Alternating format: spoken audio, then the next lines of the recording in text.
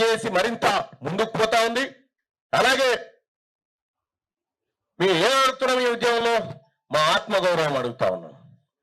మా ఆత్మగౌరవాన్ని దెబ్బతీస్తావు, మాకు అధికారం ఇవ్వమంటే సీట్లు అయ్యావు, మాకు వాటా ఇవ్వమంటేనే కొర్రీలు పెడతావు.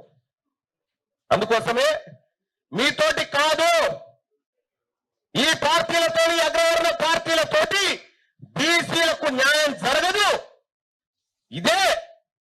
ఇదే కాంగ్రెస్ పార్టీలో ఉన్నటువంటి నాయకులు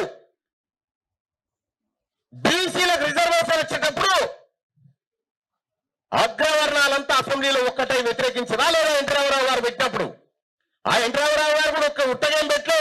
పుంజాల శివశంకర్ గారు పోయి తిరుపతిలో సభ పెడితే భయపడి పెట్టిండు. కాబట్టి బీసీ ప్రజలారా, ఈ అగ్రవర్ణ పార్టీలకు మనకు విడాకులు జరుగుతున్నాయి.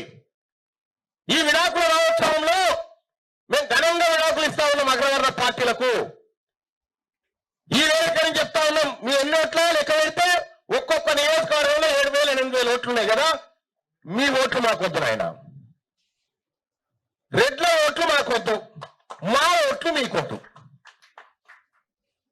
మీ ఓట్లు మాకొద్దు, మా ఓట్లు మీకొద్దు. మీ అంతా మీరుండి, మా అంతా మేముంటాం.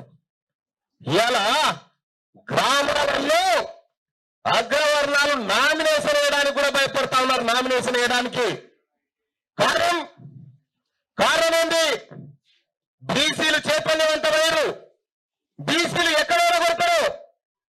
బీసీలు కొట్టే దెబ్బకు ఊర్లలో ఉన్నటువంటి ఆయనతో చెత్తలు కూడా పోతారు అనేటువంటి భయంలో ఉన్నారు.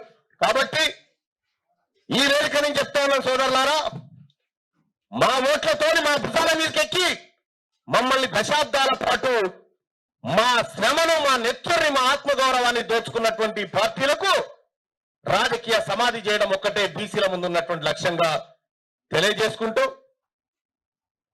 ఈ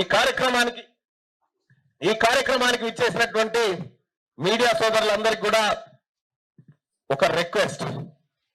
తెలంగాణ ఉద్యమం మీరు ఎట్లయితే భుజాల మీద వేసుకున్నారో ఈ బీసీ ఉద్యమాన్ని కూడా అదే స్థాయిలో మీడియా సోదరులు ఆశీర్వదించి దీన్ని మీ బాధ్యతగా ముందుకు తీసుకుపోవడానికి సహకరించాల్సిందిగా కోరుతూ, ఇక ఉమ్మడి నిజామాబాద్ జిల్లాలో పూర్తి స్థాయిలో బీసీ జేఏసీ కథన రంగంలోకి దిగబోతా ఉంది.